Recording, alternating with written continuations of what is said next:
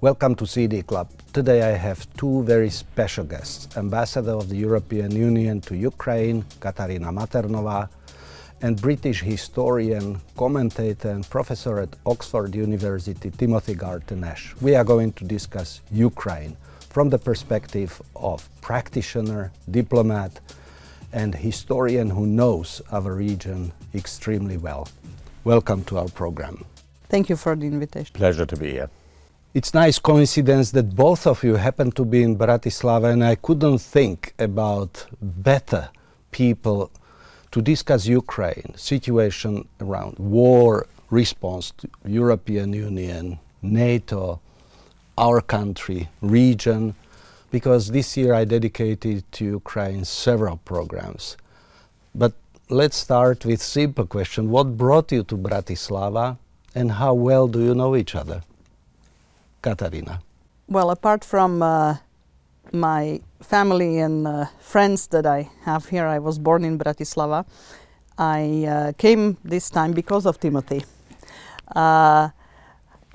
Someone with whom I share passion for Europe, passion for Central Europe, and I dare to say passion for the European Union and its expansion to the east. I strongly believe that Ukraine and other countries around and the Western Balkans belong in the EU, and this is something that over the last few years Tim and I have discussed on a number of occasions. Timothy, besides Katarina, who came to be with you, I attended this incredibly successful launch of your book. You wrote over 11 books. One of them was translated to Slovak. So probably this was the main reason you came. So it's a great pleasure to be back in Bratislava, where I was for the first time in 1979. And I'm here in the first place for the publication of the Slovak edition of my book, Homelands, A Personal History of Europe, Domoviny. This is the 15th European edition to have been published this year, and it's a great pleasure to be here for it. And like all good coincidences, the fact that we're here together is no coincidence at all, because actually we were been in touch and suggested we might try and get together to do something here. And I hugely admire the work that Katarina Mathernova has been doing, both in the European Commission on the subject of enlargement, and now, of course, in the most important country for the future of Europe today, which is Ukraine. It is rather remarkable that Slovak diplomat is now in Ukraine, in country which is so crucial for future course of history. And interestingly enough, there is female ambassador of the United States, Bridget Brink.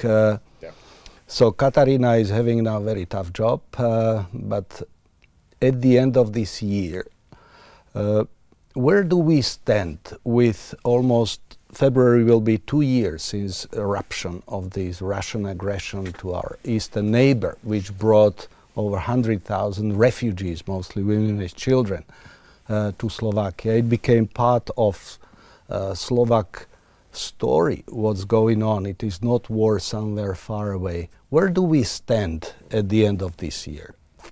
I think the end of this year in Ukraine will be on a more somber note than the end of last year, because you may remember 2022 was a breakthrough in Kharkiv, and really the determination, bravery, resilience of Ukrainians was on a high, and there were expectations of a military breakthrough this year. And so last year was on a high note. This year is more complicated. I think it's more complicated on the military front, because the counteroffensive has not delivered to the expectations of many. But I'm not a military expert, so I would rather comment on two other aspects. One is people are exhausted. People are tired. They're still determined, but there is a level of frustration and exhaustion that is really palpable. And that also brings politics back into the fore. Politics came back with vengeance in Kiev, so there is now cracks appearing in what used to be a very unified picture of resistance before. And last but not least, there is frustration with the echoes from US Congress, where there is a difficulty getting new funding appropriated for Ukraine, both on the civilian side for budget support and on the military side. And also expectations and nervous expectations about the European Council that will be held in Brussels next week, that is supposed to discuss and decide on opening of negotiations with the European Union, and also on the financial package of the EU. Timothy, you are known for your book on Velvet Revolution, because you were coming here regularly and studying Central Europe in particular, and very few would expect those days that something like war in Ukraine would erupt. And I remember also your personal friend Václav Havel, who in US Congress said, if you want to help Russia. Havel somehow thought that development in Russia will be critically important for overall development of security arrangements, politics in Europe. Where do you see, from broader perspective now, the situation after almost 2 years of war? Where are we now? So first of all, in the larger historical perspective, I identify in the book a period of European history. We all know about the post-war period after 1945. This period I call the post-wall period, the period which starts with the fall of the Berlin Wall on the 9th of November 1989 and which ends on the 24th of February 2022.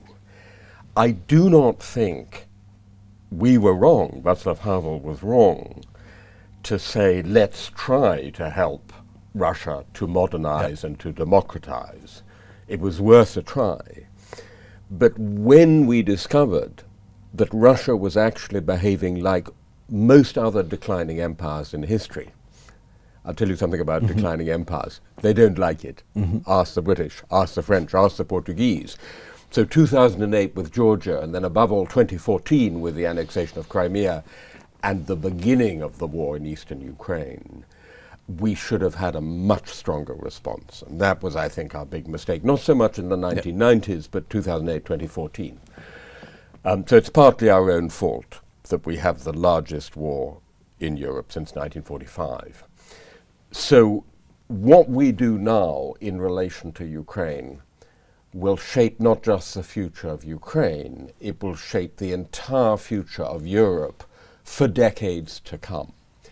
And picking up on what Katarina said, on my last 2 visits to Ukraine, July and October, I was struck by increasing exhaustion, increasing frustration, also directed against the West. You haven't helped us enough. And then just 6 weeks ago in Lviv, I visited wounded soldiers in a rehabilitation clinic in Lviv. Men without 1 leg, without 2 legs, without arms, without feet, terrible injuries, all from these enormous Russian minefields. And they were explaining to me just how difficult it is to make any progress in regaining territory across these terrible minefields and then 3 Russian lines of defense. It's a situation where obviously it favors defense, in addition to which you have the clearly dwindling support from the United States, or even before the Israel-Hamas war, but now even more because of the competition. Conclusion, we in Europe need to do more to support Ukraine, militarily, politically, and economically, including opening negotiations for EU membership. Because if not, the future for Ukraine next year does not look very bright. We will be discussing this issue of assistance from EU, NATO, and upcoming summit of EU leaders. But Katarina, you spent there couple months, very few people had opportunity to be there. Timothy is mentioning these very emotional encounters which he had in Lviv. But you are meeting top leadership, president, government representatives. You were welcoming top EU leaders who were coming throughout the last few months to Ukraine, trying to encourage them, trying to sort of tell Ukrainian leadership and Ukrainian people that this is something that we are sort of in the same boat. How it feels to watch performance of leadership of Ukraine under these circumstances, because for many of us we are sort of tired and it goes too long, but these people didn't have any vacations, anything, but still goes on. And I think that very few people believe that they could withstand few weeks of oppression, and now they are still fighting second winter and all these type of frustration with very prolonged type of conflict. How do you view them and their morale? Well, what is remarkable about Ukraine is their resilience. Their bravery, their courage, sure, but the resilience that people want to go about their daily lives and take their dogs on the walk in a park and go to the theater in the evening or the opera, and they really want to live regular lives. They say, well, we have to adjust, and I actually think that the word resilience and Ukrainian these days have equal signs. I mean, this is really remarkable. And the other aspect that is remarkable, you asked about the leadership. What the European Union did with Ukraine, it gave it hope. The candidate status, becoming a candidate country for EU accession, really brought hope, and without exaggeration, to every soldier on the front. And anybody you talk to, in a taxi, in the street, in a shop, everybody is living with, okay, we want to be a member of the EU, because that means normalization of their life, living in a prosperous, stable, democratic country. So we gave them hope. We will, as you mentioned, we will discuss later what's going to be happening on that road on the hopeful road. But what is equally extraordinary about Ukraine, and also the leadership in this sense, is that they are walking and chewing gum at the same time. So they are defending their country, and they are actually modernizing and reforming it. Part of it comes with our pressure and our demands and expectations of Ukrainians, but a lot of it comes from the pressure from the bottom. There is the societal expectations, values have shifted during this war, and this creates really a very, very hopeful environment, and therefore it's a little bit sad to see the somber mood that is setting in now at the end of 2023. One small question in connection with these. What is most, you were observing interaction of top EU leaders with Ukrainian leadership, Josep Borrell, foreign ministers, Ursula von der Leyen, Charles Michel, and so on.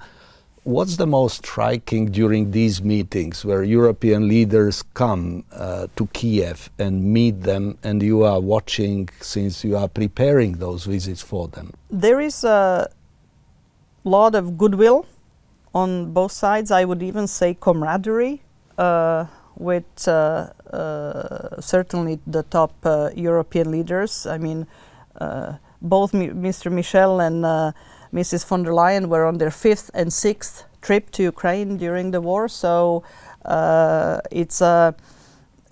is a rapport and understanding that is quite profound. Mm-hmm. And I think there is more and more understanding among EU leadership that the future of the battlefield, the future of the outcome of this war is not only about Ukrainian future, but about European future as well. And I would dare to say about the future of the rule-based world order as we know it. Timothy, in your book, which now Slovak readers can read, Homelands, a personal history of Europe, which you are trying to understand, and I happen to be at Book Lounge. You mentioned that you feel at several homes. Wherever you go in Europe, you somehow know that this is whether you are in Portugal or whether you are in Scandinavian or Southern and so on. How Ukraine fits into your concept of personal history of Europe? So for me, the unique feature of being a European is that you can be at home abroad. Today I'm in Bratislava, 2 days ago I was in Vienna, before that in Strasbourg, in Paris, in Berlin. In every case you're abroad, but as a European you're also at home, hence the title Domoviny, homelands. And there is absolutely no question at all that to be in Lviv, obviously, in Lviv you're not just in Europe, you're in historical Central Europe, Lvov, Lemberg, but in Kiev too, you absolutely know that you're in Europe. And I wanted just to reinforce what Katarina was just saying. It's really striking. Every second word in Ukraine now is Europe. I mean, so much. And we know this from East Central Europe. We remember what it was like after 1989. Europe meant freedom, it meant democracy, it meant peace, it meant prosperity, it meant cooperation. All good things are attached. Sometimes the hopes are so high they can't be fulfilled. And I think it's also important to say, since you asked about the history, that this is not just yesterday. It's not just since the 24th of February. I will never forget witnessing the Orange Revolution in Kiev. I was there in December 2004. Freezing cold, I remember. I've never been so cold. On the Maidan, looking out on a sea of European flags. So already it was about Europe. Then 2014, Euromaidan. So you have a whole generation, in fact 2 generations of Ukrainians whose lives are about thinking Ukraine's future as a free, sovereign, democratic country and Europe together. And we mustn't disappoint them. Throughout conflict, Russian aggression, Ukraine, response of international community, UN, OSCE, every single organization sort of condemned all of these as brutal violation of human rights, international order, and so on. What have we learned about EU and NATO, of which Slovakia and Central Europe is member of? What we learned about ourselves and these 2 institutions, EU and NATO?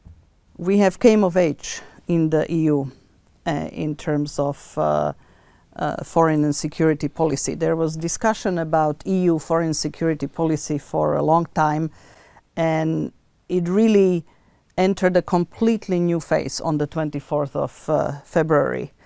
I think this was the one big miscalculation of Mr. Putin, who based on the lack of response or lack of adequate response, as Tim was saying, in 2008, occupation of Georgia, 2014, annexation of Crimea, and the beginning of the war in Donbass, the expectation both on the side of Putin and probably on the side of many European leaders was that, oh, you know, are we going to respond? And the response became immediately and strongly and in a united way. And so I think that that was the coming of age, as I say, of the common European and security policy.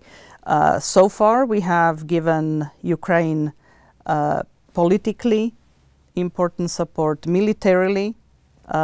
In fact, the European Union became a military actor for the first time in history. Through our peace facility, we have provided now 5.5 billion euros worth of lethal weapons, and also economically. You know, just this year, just in 2023, the EU is giving direct budget support to help the Ukrainian government to run 18 billion euros. So I think that what we have learned is that we can do it. We can actually act with resolve, that the European unity is the strongest asset that the EU has. And the question is how long will sustain it. I think the NATO, and I will probably leave Tim to comment on NATO, is the situation is little more complicated. There, obviously, NATO members are the ones that provide the bulk of the military assistance, but in terms of NATO as an institution, the story, I think, is a little bit eclipsed by what has happened in the EU. Timothy, same question. So, yeah, a couple of comments on that. In terms of factors leading to the full-scale invasion, I think the chaotic withdrawal from Afghanistan was also an important factor, not just what he saw as European weakness. So starting with NATO, I think it reminded us once again that when push comes to shove, our hard security does depend on the United States. So in a sense, it took the focus back to NATO and how prepared are we actually to defend the many thousands of kilometers of the eastern border of NATO. In the case of the European Union, you know very well, because you're a scholar of these things, that there's a so-called crisis theory of European integration, which goes back to Jean Monnet, and the theory is that European unification advances through crises. The truth is, sometimes it does, and sometimes it doesn't. It depends on the crisis. I challenge anyone to explain to me how the refugee crisis really helped the project of European unification. But this one did. In this one, you really have this mechanism of challenge and response, and the European response has been very impressive, both institutionally, from Brussels, from the EU, and from the individual member states. But in both these cases, NATO and EU, you have a problem. And in both cases, the problem has a name. In the case of NATO, the name is Donald Trump. It's now entirely possible that the next president of the United States will be called Donald Trump. That will be a catastrophe for Ukraine and a very major challenge for us in Europe. In the EU, the name is Viktor Orban. I mean, Viktor Orban has not only dismantled democracy in a full member state of the European Union so that Hungary is no longer a democracy, he has also been spectacularly disloyal to the cause of the West, of democracy, of freedom, meeting Vladimir Putin in Beijing, and is now seriously threatening to block the opening of negotiations between the EU and Ukraine for Ukraine's membership. So in both cases we have a strong positive response, but also a distinct problem. And if I may please add one thing on NATO, that again, probably against the expectations of Mr. Putin, NATO is actually welcoming 2 new members. And the huge long border of Finland with Russia is suddenly, he's bordering a NATO country. So if the aggression against Ukraine ever was meant to be about security guarantees, which it wasn't, but even if we take that argument, he just got NATO closer to his borders. Yeah, I mean, if I may add to that 2 things. One, and I go into this in depth in the book, it is a complete canard, a nonsense, to suggest that the eastward enlargement of NATO was in any meaningful sense the cause of Putin's full scale. It is simply historically inaccurate. I describe in the book meeting Vladimir Putin already in St. Petersburg in 1994, and already in 1994, Deputy Mayor of St. Petersburg, he's saying there are territories that were historically always Russian. He specifically mentions Crimea and says we in the Russian Federation have have an interest in them. So this is a complete canard. The other thing, just to say quickly, I think as a result of the war, Russia's war against Ukraine, EU and NATO are closer together than ever before, with Sweden and Finland coming in, and on the other hand, if you think about the countries in the Balkans that are members of NATO but not the EU, but now again they have a real prospect of EU membership, so that, to put it in a metaphor, I think EU and NATO are now the two strong arms of the West. Katarina, Timothy mentioned Orban and Hungary and his position. Next week, EU leaders are going to meet in Brussels, and they are going to discuss as key issues assistance to Ukraine, position of EU towards Ukraine as far as future membership, invitation for membership and so on. You are dealing with very practical day-to-day issues. Timothy has luxury look 1,000 back and 1,000 ahead, but for you next week apparently is very important for your job and also for Ukrainians and their thinking about how to get out of all this critical situation where they found themselves. What are the key expectations and probably worries from this upcoming summit of European leaders?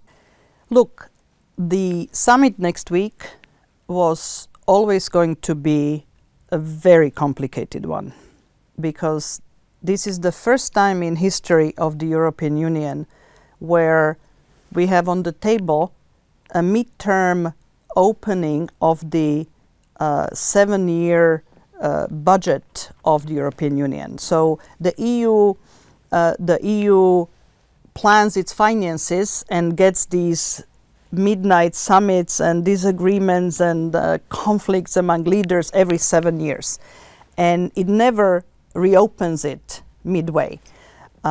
This time we have to, because there are so many crises in the world that there is simply not enough resources to sustain Ukraine economically, to address migration, to help the Western Balkans, to address some of the internal Green Deal and other processes. So there is very much an agreed upon need to open this what we call MFF, multi-annual financial framework. So that is very controversial and was always going to be controversial, and that is on the table, and any financing for Ukraine depends on this.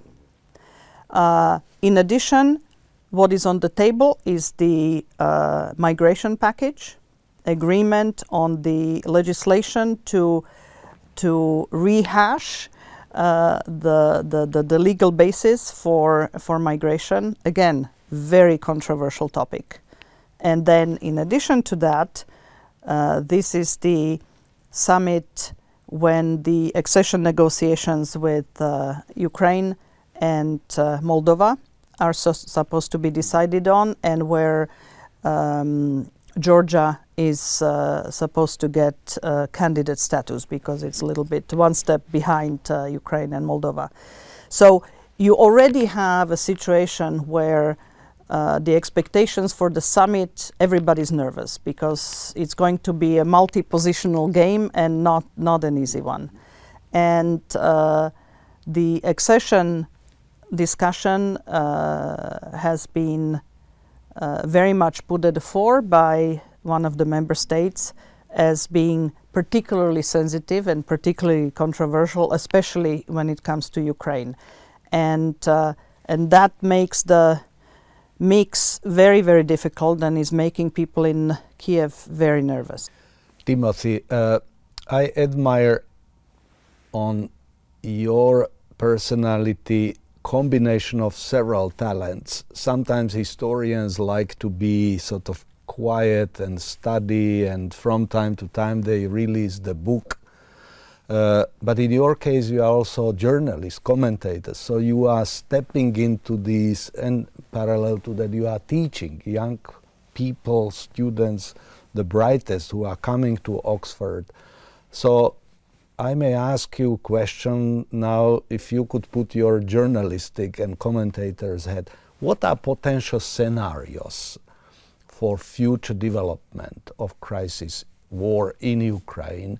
Also in the light of what Katarina says, that there are multiple layers which European leaders now need to discuss. This is not only about Ukraine, but about other countries where Western Balkans is coming on stage because they are knocking on the door, and other former Soviet republics are knocking on the door of Europe. So for European leaders now it's very challenging time, not speaking about Middle East crisis because it occupies also. So we are living in very turbulent year, but focusing on Ukraine and potential outcome in the light of developments within European Union ahead of next year's parliamentary elections and ahead of next US presidential elections, which you already referred to. So if you take into consideration several of these trends and dynamics within Europe, what are potential outcome or future course of this war in Ukraine? So I think what Katarina just said is very important. Since 2008, we have had what I call a cascade of crises, often with different roots. So, for example, on the one side you have the global financial crisis, which segues into the Eurozone crisis. Almost simultaneously you have Putin's seizure of Georgia. These are separate developments, but they interact, they are mutually reinforcing. So, for example, the Eurozone crisis feeds the rise of populism. The refugee crisis is one of the causes of Brexit, which in turn feeds back into more populism and so on. So it's important to see these interactions between these different crises, and in particular, I fear that 2023 is shaping up to be a new 2015, by which I mean a year in which a kind of civilizational panic about uncontrolled migration, stirred by populists, leads voters to go sharply to the right. Look at the successes of the AfD in recent German elections. Look at Geert Wilders' success in the Netherlands. That in turn threatens a European election result next year in which the Union is pulled sharply to the right. And that's not good news for Ukraine. In terms of Ukraine specifically, I don't think European support is going to disappear in any meaningful sense. I think actually we're quite committed to Ukraine. The question is, are we prepared to do more in order to help Ukraine to something that can plausibly be called victory, because it actually has to be more, at a time when the US is probably doing less? That's question number one. Question number two, medium to long term, are we genuinely committed to the great agenda of the eastward enlargement? And of course enlargement is the great success story in the history of the European Union. Most member states of the European Union today are themselves the products of enlargement, right? 1972, when I started traveling in Europe, it was only 6 member states. So that there is a desirable outcome in which Europe is ready to do more already at this stage to enable Ukraine to win back more of its territory, and then sustained commitment to reconstruction, reform, and enlargement in a mutually reinforcing process, a positive feedback loop. And that is still possible. But if you put a gun to my head and said, looking at the politics in the European Union, is it probable? I would have to say, in all honesty, I don't think it's so probable now, but it's still possible, and that's what I, as a spectateur engagé, with all my head and all my heart, will be arguing for. Katarina, you are representing 27 countries of European Union. As I mentioned earlier, Brigitte Brink is representing United States, 2 ladies, top diplomats of our transatlantic family. Besides monitoring, advising, and all of these type of aspects what your work is comprising, you must be able to manage your hope, and you must to spread hope for Ukrainians. We are ending year, coming to Christmas and so on. How are you managing yourself, and how are you managing hope for Ukrainians on behalf of EU? Well, I'm concentrating on the possible type part of the scenario, not the probable. Otherwise, it would be very difficult to do the job and convey hope. I am both born optimist and I'm an activist. So I'm a diplomat activist at heart, and try to work with our Ukrainian counterparts to push them on the reform front, but also report and argue and advocate in Brussels and the capitals the Ukrainian cause. And indeed, you mentioned Bridget. It's fantastic to be able to do it together with Bridget, whom I knew very well when she was the ambassador of the US in Slovakia, but much longer before, because she and I covered the same part of Eastern Europe, and so we've known each other for a number of years, and it's great to have a comrade in arms. But there are moments which are difficult. On my name day, 25th of November, we were of course woken up by the largest attack on Kiev since the beginning of the full-scale invasion last year. So there are difficult moments, and but you just have to stick to the hope and trust that the possible scenario will prevail over the probable. Could I add that I think both Bridget and Katarina are doing a fantastic job, and actually the role of female leaders in this story has been very interesting and impressive. Of course, Ursula von der Leyen has really made it a signature issue. I'm surprised she's only been 6 times. I thought it was more. But also Kaja Kallas, as Prime Minister of Estonia, has played a remarkable role in this. Zuzana Čaputová from Slovakia has also played a very significant role. So I think that's a very striking aspect of this development. And as for optimism and pessimism, you know the famous formula, pessimism of the intellect, optimism of the will, which is exactly right. I finished the book with a quotation, a wonderful quotation from Václav Havel, who you mentioned, who said, at a time when things still looked very dark in then Czechoslovakia in the 1980s, hope is not prognostication. It's not the certainty that things will turn out well. It's the belief that there are things worth fighting for. And in that sense, we need to have hope for Ukraine.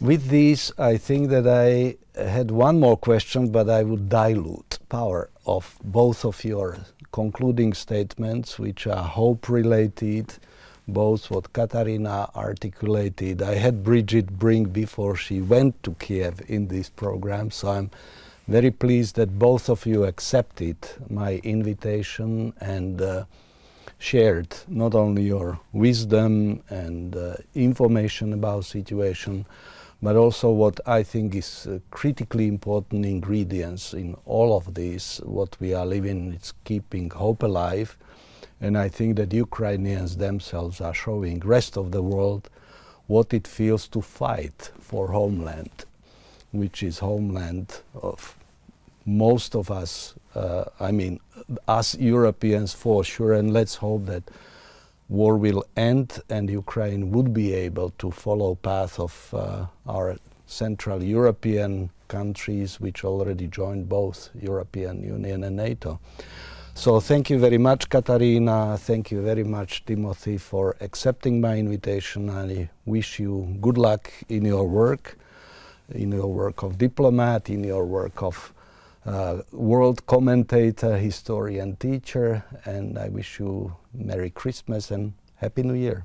Happy New Year. Thank you for the invitation. And to you, it was a great pleasure to be with it, and may it be a Happy New Year. Thank you very much.